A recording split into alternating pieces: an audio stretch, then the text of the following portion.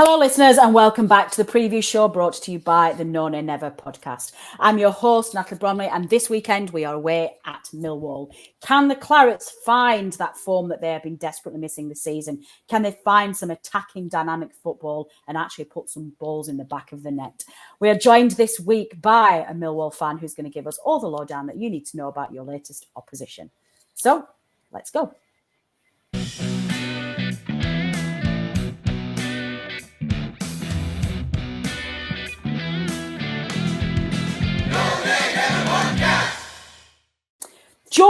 George, welcome to the No Nay Never podcast. How are you?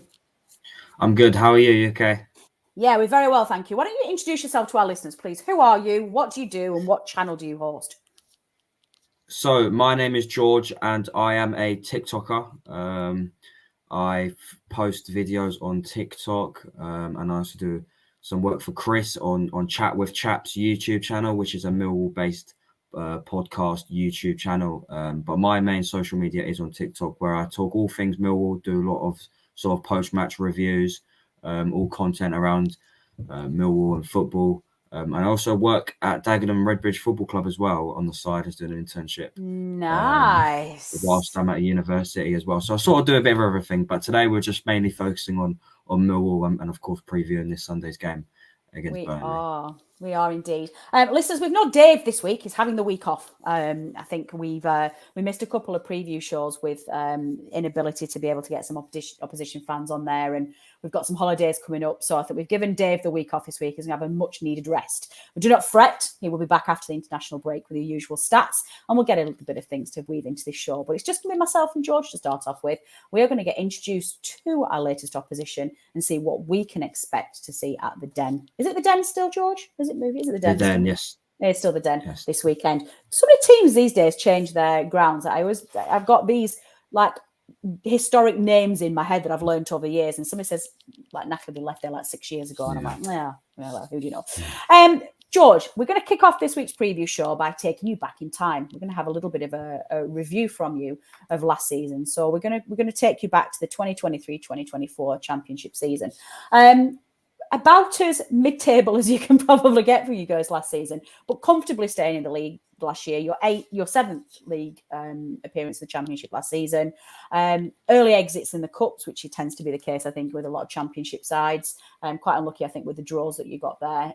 And finishing 13th place, pretty way off the playoffs in the end, but significantly way off the bottom as well. Kick us off with basically a summary of last season. How did you feel at the end of the campaign? Were there any sort of bright sparks for you? Was there ever a threat of relegation or any flirting with playoffs? What was your overall summary? I thought it was a difficult season for Millwall, both sort of on and off the pitch.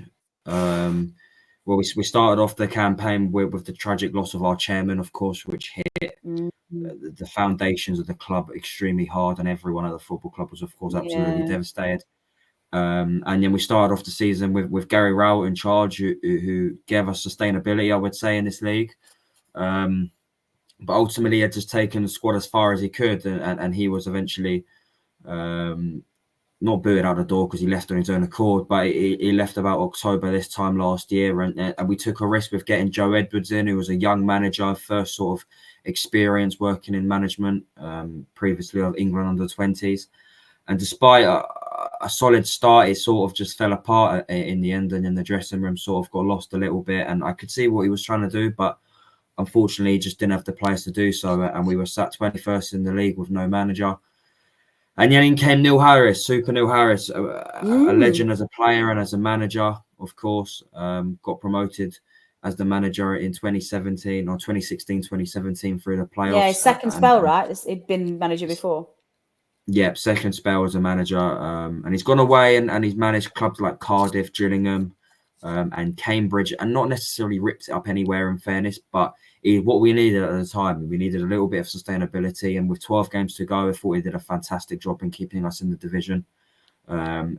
It wasn't pretty, but he did what he needed to do at the end of the day, and we won our last 5, keeping 5 clean sheets in a row, and ended up finishing in a solid 13th place position, which probably doesn't reflect where we were for majority of the year, in which I would say was probably a very difficult but poor season.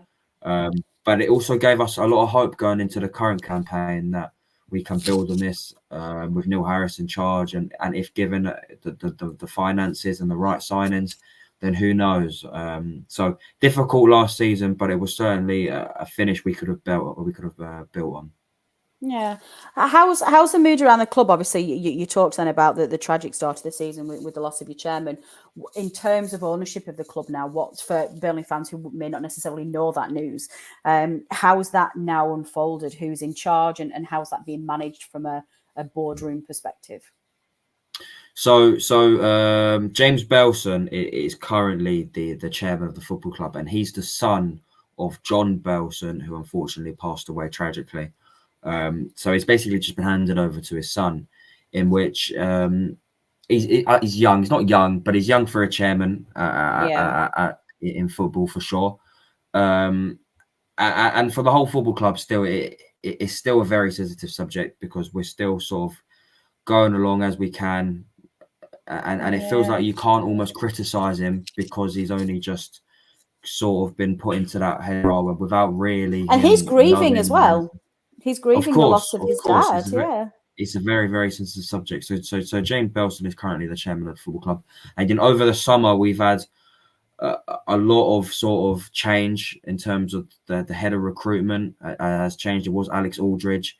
It is now Steve Gallen, who's the head of recruitment. So that's changed. So a lot of sort of the backroom staff and the hierarchy at the football club has changed over the last summer and the last 2 summers. For one reason or another, as well as then the fact, even more tragic news, we obviously had the goalkeeper, Sarkic, who was our number 1 goalkeeper, then pass away in the summer as well, which made whoever we got in to replace Sarkic obviously extremely difficult as well for them to sort of come in straight away and take that number 1 position. So we've had a difficult couple of years on and off the pitch. We have, but what Millwall is, we're a family club. We all stick by each other, and say game by game, we're taking this season as it is, game by game. What a great attitude to have. And I think, if I may be slightly cheeky in saying this, it's not necessarily a reputation that Millwall fans would have got themselves over the years in terms of that patient build up, shall we say, in that family unit. So it feels like if there was a set of fans that would be able to pull together, it definitely feels like a Millwall family would be one to get you through this very difficult phase. That sounds horrific. It doesn't sound like, and it kind of puts things into perspective a little bit, doesn't it? I think we whinge a lot about on-field matters, but actually you forget that there's usually, for most football clubs in this country, there's a family behind the scenes who are managing it and owning the club and doing their very best. So George, a very welcome grounding start to this week's preview show. You've already mentioned them. Let's talk about your manager, Neil Harris. Second spell at the club.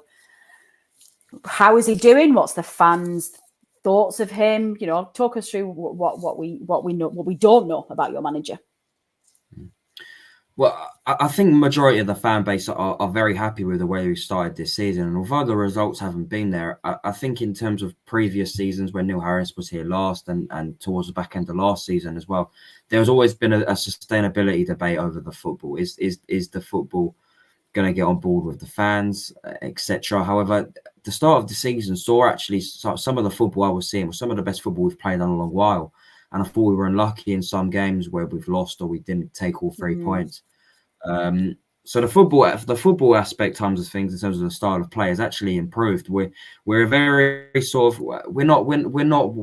I almost think we're the exact opposite to Burnley. We're not the type to sort of pass it around and play about a million sideways passes and play out the back. We're not like that, unfortunately. Good thing right now. What we are, what we are, we can go direct. We've got the players to go direct, but we like to get the ball forward fast, and we like to get players in the opposition half and create lots of chances. We've got we've got Duncan Watmore on one wing who's quick and very direct, and we've got Romain Esse on the other side who's sort of the young prodigy, very creative, very skillful. But say if we want to play direct, we've got the players to do so. However, we want to keep the ball, we can as well. But I think on Sunday, what you'll see Burnley have a wholehearted amount of possession, a lot of possession, and I think you'll see Millwall sort of just allow them to have the ball and hit Burnley on the counter attack when it suits us, say, type of thing. in which I won't get into the score prediction, but that's sort of how I feel like the game would go. But so far this season, Neil Harris has deserves a lot of credit, because I think we're doing very well. And so we've won our last 2 now, which has boosted our position in the table, because it was only 2 games ago where we were sort of flirting with the relegation zone. Yeah. 2 1-0 wins in a row, and we're up to 10th, and we're only a few points off the playoffs, which just shows how mental the Championship is, doesn't it? Yeah. But, Genuinely generally speaking, most fans are happy with the way Neil Harris is doing so far. Excellent. And what's his expectations this season? What is there anything, like, is he secure in his job? Even if you were to get relegated, for example, would he still be here? Or what do the fans expect him to deliver this season? Well, when Neil Harris came back to the football club when we was in sort of dire straits towards the back end of last season, he was only given an 18-month contract, which shows there wasn't really any long-term plan with Neil Harris in charge. And his contract is currently up at the end of this current campaign. So the whole debate really surrounding the fan base is, would you take the opportunity on another manager, or would you renew Neil Harris with a new contract? I think our expectations for this season is to, fingers crossed, hopefully reach the playoffs. If we can reach the top 6, then I think that would be a fantastic achievement. However, being on the more realistic side of things, I think inconsistency in results and performances will unfortunately sort of bite us on the arse type thing, because we're very inconsistent. You can see that by the results. It's sort of a couple of wins, then a draw, then we'll go on a run of a few losses. Obviously, we've won our last 2, which is great, but we've got some difficult fixtures coming up, including Sunday, of course, against Burnley. So I think the inconsistency factor, and ultimately the inconsistency factor comes down to probably the lack of squad depth. We've got 13, maybe 14 good footballers, but outside of that, we've got a lot of fringe players and young players who unfortunately aren't quite up to Championship level. And then you add in injuries, the fact that we're playing near enough the same starting 11 every single week. They can't keep up that same intensity every single game, unfortunately. It's almost impossible. So I think lack of squad depth ultimately.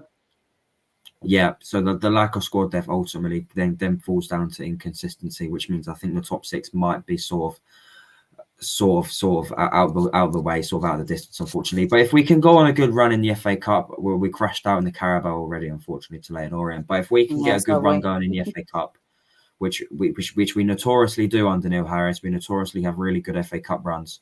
Then say that, and maybe a mid-table finish would maybe be deemed a solid season. Yeah, it sounds like a good plan. In terms of, obviously, one player we know very well, Zion Fleming, came from you to us via helicopter at the end of a very tumultuous transfer window for the Clarets, and very much saved our day. He swept in. Not eligible to play at the weekend, obviously, because he's technically a loan player right now, and with an option to buy at the end of the season. How have you replaced him? What's been your strike force without him? Well, it's difficult, because when Zion Fleming ultimately left in the final few hours of deadline day, there was no actual replacement lined up. I'm sure the club were expecting late bids. I'm sure the club were expecting late bids into the window, as Zion Fleming is arguably was one of our better assets at the football club, and we knew there was interest from Burnley at the very start of the window. I remember back in May there was interest. So the club would have been well aware, but because it just happened so late, there was sort of a real lack of replacements out there. Instead, we've gone out and we've spent a record transfer fee on a fella called Ivanovic, who's a Serbian striker, 6'3". He's only 19, so it's sort of nice. What we've done is we've created an asset for the future, which we can hope to develop and turn into a really good sort of asset we can then hopefully sell on for a profit in the future. Who knows? But we've signed him from Vojvodina in his native country of Serbia. And he's already made the appearance for the Serbian national team. 6'3" striker. He's currently not starting. He did score his first goal the other week against Derby, but I'd say that's probably where some of that money's gone. We've also spent money on Femi Aziz as well, and George Honeyman, potentially a short term. I think Palace are sniffing around him, aren't they? Quite strongly. That's Romain Esse. That's the other kid we've got. Oh, is that the other one? Okay. Yeah, that's the homegrown one. Who was the one that you said then? Who did you just say? Femi Aziz. So Femi Aziz was bought from Reading. Okay. in the summer, and I sort of had the odd few appearances, about £1 million we bought him for, and it's sort of yet to really get going.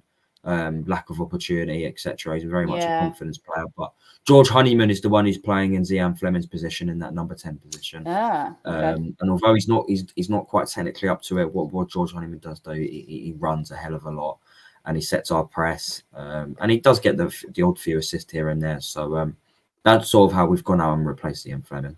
Yeah, sounds good. We're quite devastated he won't be playing the weekend because we don't have anybody else to play up front. We're our performing strikers are underperforming, and the ones that we don't have it's just a bit of a mess anyway. Let's move then into this weekend's fixture. Who do we need to keep an eye out for? Who are your ones to watch, please, from a Millwall perspective? Who do we need to be scared of? Well, like previously mentioned, it's difficult not to talk about Romain Esse, and say Millwall fans like to. We don't want to mention him too much because we don't want other clubs sniffing and sort of having a look at him, which we're trying to keep him very much under the radar. But Romain Esse, for his age, he's a special player. He's extremely talented. He's only 19 years of age. He broke into the first team, made his debut a couple of seasons ago, and last season was it was a difficult season for everyone. But he scored his first goal, etc. And this season, he's really come into his own. He started near enough every game off that right wing. And you can just see he's growing every single game defensively. He's got better. He tracks back really well. He's much stronger. He's matured, I'd say. But on the ball, he does some special things. He sort of just glides, and he goes past players like they're not even there. Does little bits of skill, little bits of trickery, flicks, etc. And he started to add numbers to his game as well as the defensive side, like I mentioned. But he started to add the numbers, the goals, the assists. And every single week, he's our standout player. And Crystal Palace, obviously, like you mentioned, I've been interested in him, and we'll be extremely lucky to keep him past this season because we're almost definitely going to receive a huge bid from a Premier League team, and he will play in the Premier League. But for now, we're sort of just we're sort of just taking from where he is. Do you get what I mean? So we know he's going to leave, but. He's one of those. He's our best player right here, right now. So we might just appreciate him whilst he's here. That's what I'm trying to say. We're going to appreciate him whilst he's here. I think that's a really good way to look at it. He's one of our best assets. He's probably our best asset at the football club. He will no doubt go on and sell on for a club record fee. So Romain Esse is no doubt the ones to watch. Excellent. Good stuff. Hopes then for the rest of the season? I mean, you already touched on this when we talked about it earlier on. Aside from a good cup run and finishing mid-table, is there anything else that as a club and as a community you want to achieve this season? I'd like to see Neil Harris's contract renewed. I think if we can finish the season well, I'd like to see Neil Harris because he's a fan's favourite. He's a legend, manager, player. He's an absolute legend. He knows what it's like to manage the football club. He's been here for years. He's Millwall through and through. He literally bleeds the football club. So if he can keep us up through these difficult times we've had over the last couple of summers, and he can keep us about mid-table, and we can go on a good cup run, and say the money we might get for certain players such as Romain Esse as well. I'd like to see Neil Harris's contract renewed, but say probably about mid-table is probably realistic for us. Would love to get playoffs, and if we can sort of float with those top six, then I think that would be an excellent achievement as well as going on a good FA Cup run. Definitely. You never know. You might overtake us after we've bored the league to death. You might end up taking our spot in the top six. Let's finish off then, George, with score prediction, please. How do you see Sunday playing out? I think, like previously mentioned, Burnley will have a lot of the ball, but we'll be okay with that. We'll allow Burnley to have lots of possession, and we'll sort of sit back. And we're very defensively solid, especially at home. We've got a really strong back four. Jake Cooper at the back and Japhet Tanganga have had really good starts to the season. Japhet Tanganga especially has been superb, kept lots of clean sheets. So I think it will be a type of game Millwall will happy to let Burnley have lots of the ball, and we'll nick one on the counter attack. So I'm going to remain optimistic. Of course, you've got to remain optimistic. You've got to back your club. So I'm going to go with a 1-0 Millwall win, and I'm going to go with George Honeyman to get the goal. Oh, excellent stuff. Well, as we've already predicted on the reversed fixture of this show, I'm going to go the opposite. I'm going to say that my head is telling me that it's going to be 0-0, but my heart is going to say it's going to be Burnley 1-0 Josh Brownhill penalty. I believe that's how it's going to go. Listeners, you know the score by now. Drop us a comment in the comment section of your score prediction, or drop us a line through the usual social media channels and let us know what you think the score will be at the Den. This coming Sunday, 3 p.m, it is Millwall versus Burnley. Will the Clarets find that sparkling, entertaining form that we've been hoping they will this season, or will we be a 0-0 board draw again? Who knows? George, thank you so much. It's been an absolute pleasure having you on the show this week. What an absolutely fantastic guest, full of knowledge.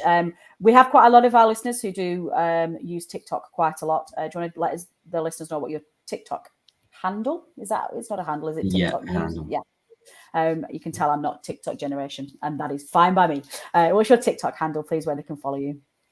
No, pleasure. Thank you. My TikTok handle is at George C.9 at George C.9 on TikTok. About 1,400. We're growing very rapidly. 1,500 followers on TikTok. Nice. And so I'll be giving my opinion after the game about everything Millwall, and of course my thoughts on Burnley, etc., and how the game is in general. So at George.C9 on TikTok. Excellent. We'll put that in the show notes as well. Then people can follow you. I'm always keen to hear sensible football fans' views after a game. It's really nice to see, because we've all got bias towards our own club. Even the most sensible of football fans, you have an element of bias. But I do love to see how other teams have seen it. So we will check that out for you, George. Best of luck for the rest of the season. I would, just based on this interview alone, I would love to see Millwall in the top 6 this season. That would be fantastic. And hopefully, if you don't mind, we'd love to check in on you at the second half of the season through the first fixture to Turf Moor, see how that is going along, and catch up with our listeners. We will drop you a line, see if you're free around that time. I'd love to have you back on. Listeners, Absolutely. that is excellent. Thanks, George. Listeners, that is all we've got time for this week. We're going to be back next week with the analysis show, giving you the overview of that trip down to the Den to see how the Clarets got on, and basically give some more in-depth analysis in that international break as to what we can expect from the Clarets for the rest of the season. Keep an eye out on social media, but before you go, don't forget to subscribe to our channel. Please turn on those notifications so you do not miss another episode of the Known and Never podcast. I've been Natalie Bromley. This has been the preview show brought to you by the Known and Never podcast. Until next time. The Known and Never podcast is brought to you in association with the talkSPORT Fan Network. Our host and editor is Natalie Bromley, and the show is produced by Matt Moss. Our resident statistician is Dave Roberts, and our FPL expert is Adam Dennett. The analysis show team is collectively Tom Whittaker, Rich Steele, George Poole, Charlotte Rigby, and Adam Dennett. Our music is provided by George Gaskell, and our newsletter team is headed up by Jamie Smith. If you don't already, you can subscribe to our newsletter by visiting knownandnever.substack.com.